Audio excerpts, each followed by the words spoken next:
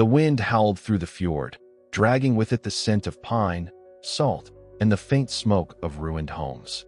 Snow fell in slow, deliberate flakes, dusting the blackened remains of a village that once rang with children's laughter and the clang of hammer on iron. Now it was silent, save for the cry of crows. Eiríkur stood at the edge of what remained, his cloak heavy with frost. His eyes, pale as the winter sky, traced the charred beams that had been his father's hall. He had left with 12 men, bound to raid the coast of Alba for silver and cattle. He returned with 3, broken and bleeding, only to find his home sacked, his kin slain, and his people gone. The ash clung to his boots as he stepped forward. He did not weep. The grief was too heavy, too vast to be carried in tears. Instead, it hollowed him, carved out the marrow of who he had been. Eiríkur, son of Arnulf the Steadfast, was gone. What remained was a shadow, a man born anew in fire and ruin. He was Eiríkur the Ashborn. A crow landed on the beam before him, its eyes like coals. It cawed once, as though mocking him, or perhaps acknowledging him. In that sound, Eiríkur felt the weight of fate settle upon his shoulders. The Norns had cut the thread of his clan, yet spared him. Why? Behind him, his companions shifted uneasily. "We should leave this place," said Halfdan, the youngest, his arm bound with bloodied cloth. "There is nothing here but death. Death is all that's left," murmured Eiríkur. His voice was low, iron-hard. "And I must follow where it leads." He turned his eyes toward the mountains, dark and jagged in the distance. Somewhere beyond them, the Jötunheim stirred, their realm ever looming over Midgard. Somewhere in those wild places, he felt the pull of answers, or perhaps only more sorrow. But in the ashes of his clan, a vow burned bright. He would not let their memory fade into the snow. He would carry their names, their honor, into the heart of the world itself, until the gods themselves bore witness. Eiríkur lifted his axe, blackened with soot but unbroken. By ash and by blood, he swore aloud, his breath curling into the night. "I will carve a song for my people that even the gods cannot silence." The crow took wing, vanishing into the storm. And so began the wandering of Eiríkur the Ashborn. The fjord was silent behind them as Eiríkur and his few surviving men turned their backs on ash and ruin. The sea that had once been their lifeline now seemed a grave. Their ship, half-burned, rested useless in the shallows. The waves licked at its shattered hull as though eager to claim it for the deep. For days they wandered north through forests heavy with snow, hunting lean game and drinking from half-frozen streams. Halfdan muttered often in his sleep, plagued by fever and wound, and 2 others, Jorund and Skari, bore the kind of hollow eyes that came from seeing too much death and yet still breathing. Eiríkur spoke little. His silence was a shield, though not one that kept sorrow from gnawing at him. Each night, as the fire dwindled to embers, he traced the shapes of his kin in the smoke. His mother's hands kneading bread, his father's voice telling him the sagas, his sister's laughter like gulls in spring. Each memory cut like a blade, leaving him raw, scarred within.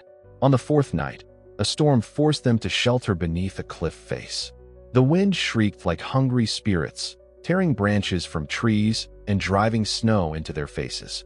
Eiríkur crouched by the fire, his axe across his knees, when the storm's voice changed.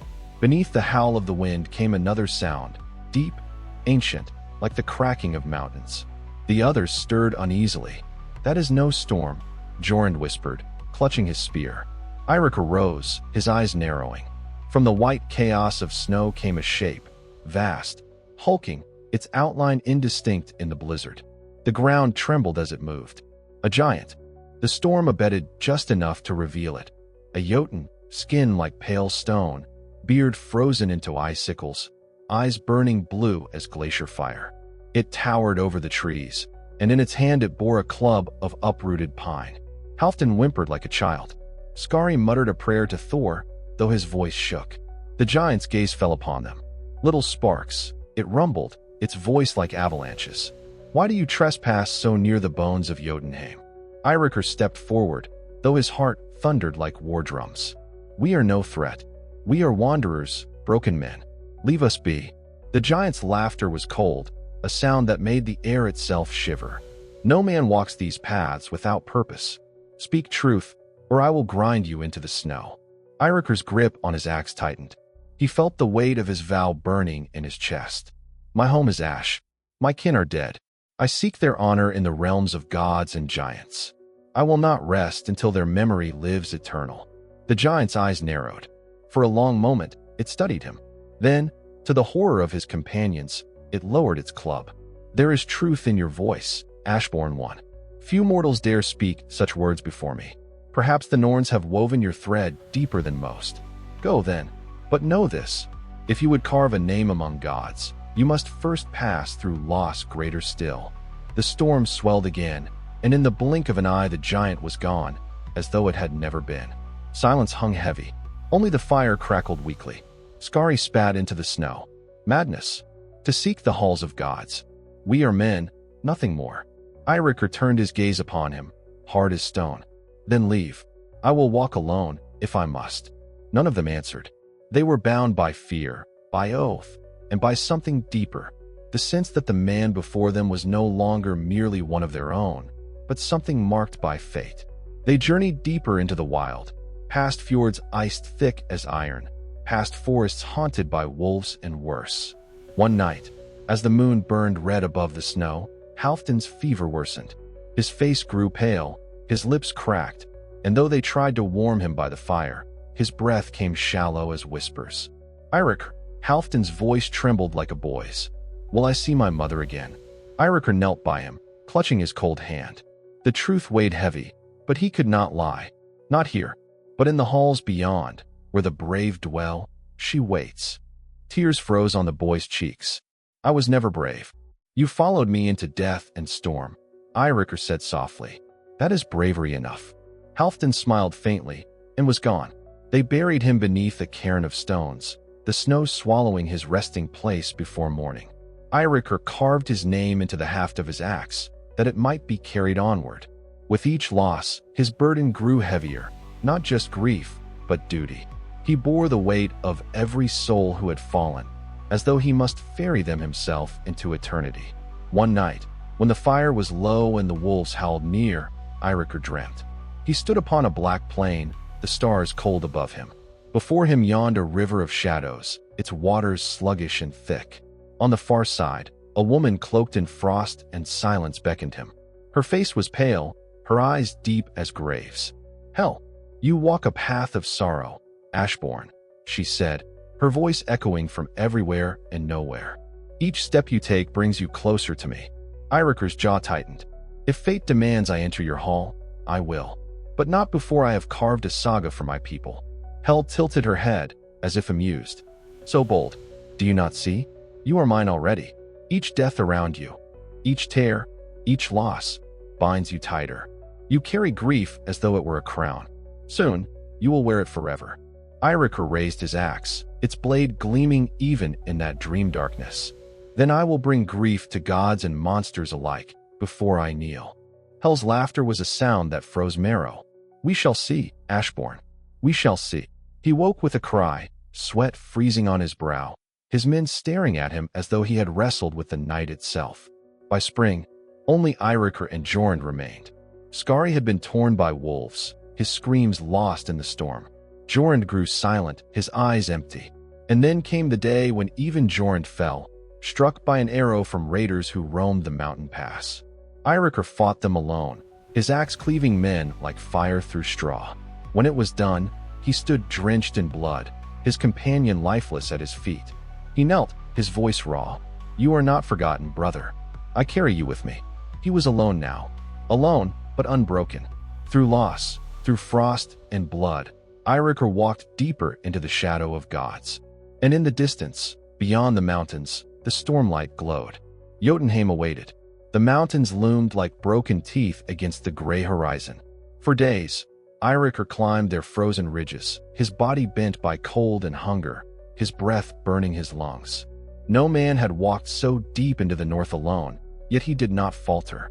The dead were with him: Halfdan, Skari, Jorund, his mother, his father, all those who had fallen into ash and shadow. He whispered their names beneath his breath with every step, so they would not fade. When the wind died at last, the world opened before him. A valley stretched wide and terrible, veiled in blue light, its floor split by rivers of black ice. Beyond it rose towers of stone and frost, jagged as spears, and further still, a fortress carved into the bones of the world. The air was heavy, ancient, thick with power. Jötunheim. Eiríkur felt his heart hammer. His people had spoken of this place in sagas, warning children never to stray too far, lest the Jötnar take them. Yet here he stood, mortal among the eternal foes of the gods. A shadow moved across the valley, vast, lumbering, slow. Another giant. Its steps cracked the ice like thunder. Yet it did not look at him, nor raise its weapon. It passed, as though Eiríkur were a ghost. The Norns had brought him here. He knew it. That night, he built no fire. The wind carried strange voices, whispering in tongues older than Midgard, and he feared their attention. He huddled in the lee of a rock, his cloak stiff with frost, and dreamt again. This time he stood not on the black plain, but in a hall of roots and stone. Before him sat 3 women, cloaked in shadow and thread. The Norns. Ord, for dandy, skuld, past, present, future. Their fingers wove strands of light and darkness across a loom that stretched forever. Eiríkur fell to his knees. Why have you left me to wander in grief? The eldest raised her gaze, pale as snow. We do not leave. We weave. The second smiled faintly. Your thread is strong, Ashborn. It binds many others. The youngest leaned close, her eyes gleaming with fire. But even the strongest thread frays. Even yours will snap. Eiríkur's hands trembled. Then tell me why I live, when all I loved is gone. The loom shivered. All 3 spoke as one. To carry the weight no other could. To sing the song no other dared. To walk through sorrow until sorrow becomes more than death. And with that, the dream shattered. Eiríkur woke with frost in his beard and tears frozen on his cheeks. The days in Jötunheim bled together. Pale skies, endless snow, silence broken only by the distant roars of giants. Hunger gnawed at him, yet still he pressed on, drawn by something deeper than will. At last, he reached the fortress he had glimpsed, a wall of stone and ice so vast it seemed to scrape the clouds. Gates of frozen iron loomed higher than any hall in Midgard. Runes glowed faintly upon them, thrumming with power. As he approached, the gates groaned and opened of their own accord. The air that spilled out was heavy, bitter, thick with the scent of death. Inside was a hall lit by flames of blue. The roof was lost in shadow, and upon a throne of bone sat a figure neither giant nor man. Its face was shrouded, its body vast, draped in frost and fur. You carry grief as a weapon, the figure rumbled. Its voice echoed like storms. You walk where no man dares. Why have you come to you? He pressed forward. His wounds grew heavier, yet something inside him grew sharper. Pain no longer mattered. Loss was already a deeper wound than any blade could carve. And so he waded into the tide of giants, roaring not in rage, but in grief so profound that it shook the mountains. When the last foe lay broken, Kael collapsed to his knees. The silence was unbearable. No cries, no clash of iron, only the hollow howl of the wind. And then came the figure cloaked in mist. Pale, calm, with eyes like endless night. Hel herself, ruler of the underworld, had come. Kael, she said, her voice neither cruel nor kind. You have carried your loss across worlds. You sought to bury it in war, but war does not heal. It only carves deeper emptiness. Kael lowered his head. I have nothing left. Hel stepped closer. You have love still? It binds you even as grief shreds your soul. The question is whether you will carry that love into my realm, or let it guide you onward. He looked up into her shadowed face. What choice do I have? You may rest, she said softly, or you may walk again beneath the living sky, bearing the weight forever. Kael closed his eyes. In the darkness behind his lids, he saw his family, not as corpses, not as echoes, but as whole, radiant, alive in memory. His chest shuddered. When his eyes opened, he whispered, I will carry them. Hel's expression did not change, but the mist around her seemed to sigh. She raised her hand, and Kael felt his wounds burn shut, leaving scars that would never fade. You will walk, she said, but you will never walk unburdened. Then she was gone, and Kael stood alone among the frozen corpses of giants. The sky cracked open, and a shard of light touched his face. He turned his back on Jötunheim, each step heavy but sure. The world had not returned what it had taken, and it never would. But he walked on, carrying love as both chain and shield, loss as both torment and truth. And so Kael left the land of the giants, not victorious, not broken, but something else, something that no god, no giant, no shadow could name. The snow stretched endlessly before Kael as he staggered from the ruins of Jötunheim's broken stronghold. His axe hung heavy in his hand, more weight than weapon now, its blade nicked and dulled by the bones of giants. Each step he took cracked the ice, echoing hollowly as though he walked on the ribs of some long-dead god. The light above was gray and thin. The sky offered no comfort, only a vast emptiness, and in that void Kael felt his soul teeter. The clash of battle was behind him, yet silence pressed on him harder than any blade. He felt the absence of voices, the laughter of his son, the lullabies of his wife, the rowdy shouts of his kin. Their absence was louder than war. He walked on. His body screamed with every movement, wounds sealed by hell's cold hand, but still throbbing with pain beyond flesh. The marks were reminders, scars that would not fade, because grief never did. Hours bled into days. He wandered through forests of ice, their frozen trunks groaning with the weight of snow. He crossed rivers black as night, where shapes swam beneath, long-dead warriors clawing at the surface, only to sink again before reaching it. He did not linger to look. He feared he might see his son's face among them. At last he came upon a gate. It rose from the ground like the jaw of a beast, its teeth wrought of iron, its arch wound in roots from Yggdrasil itself. He had not chosen this path, but here he was. Hell's realm called to him again. The gates creaked open without his hand. Inside, the air shifted. It was neither cold nor warm, neither alive nor dead. 1,000 whispers licked the wind, voices of men, women, children, all speaking at once, their tones sorrowful, resigned, some even bitter. Kael stepped inside.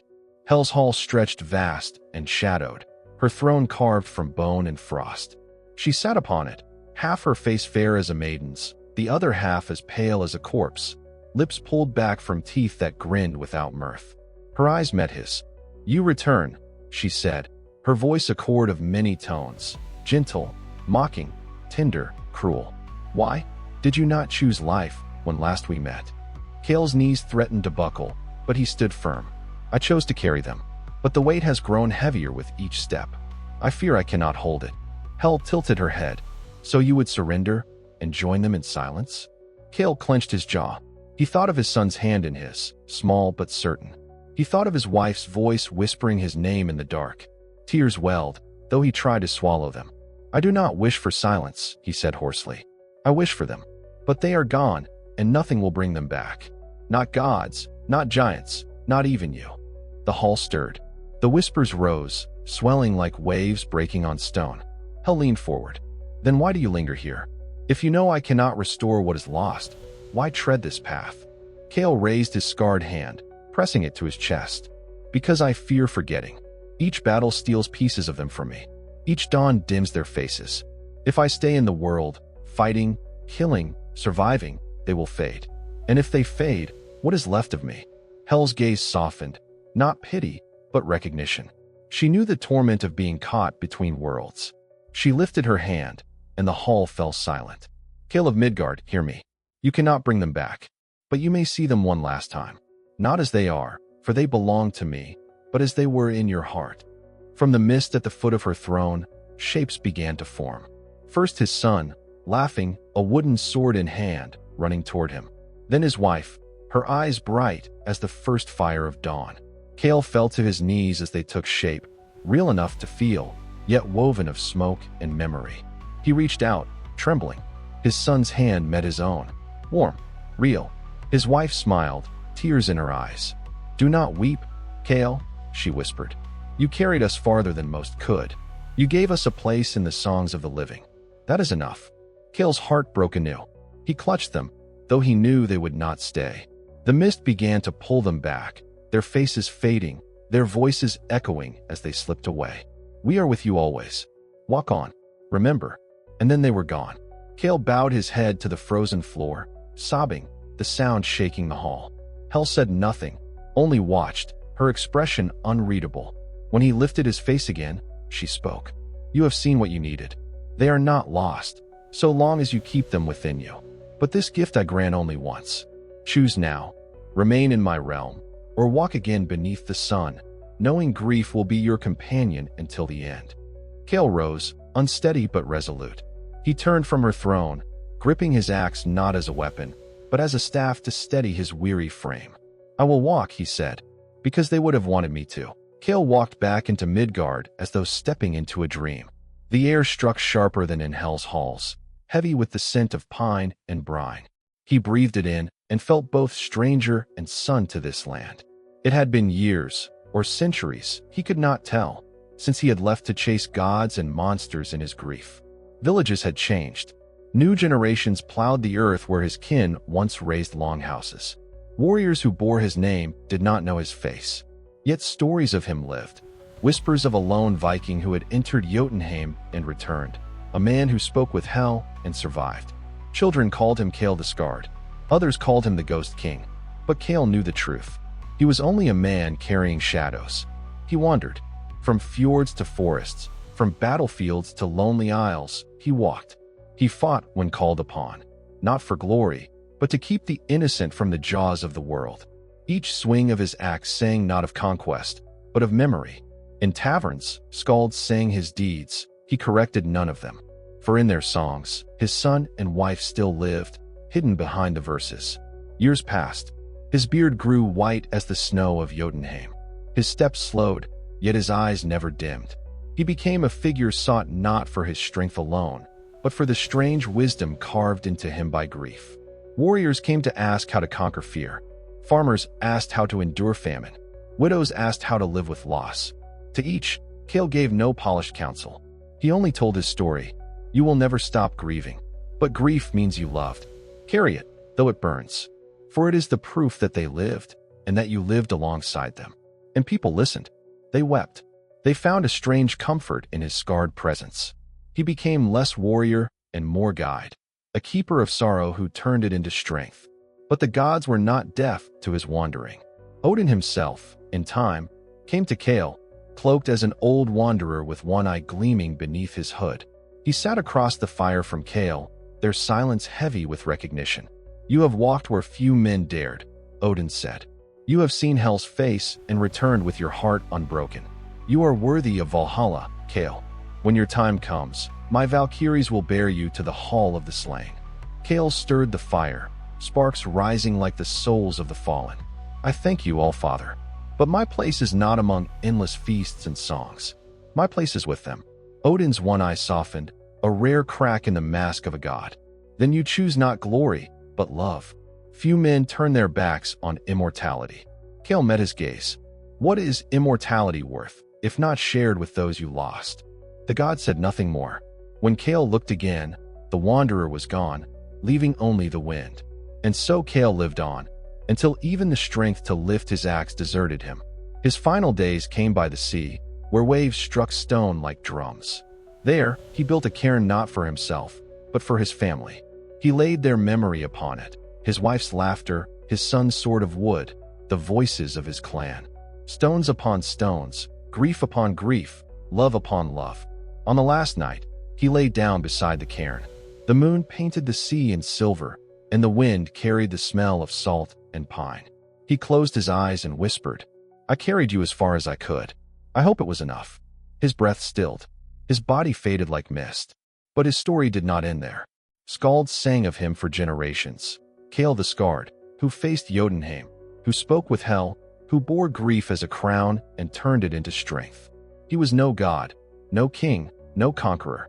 He was a man who loved, and that love made him greater than any throne.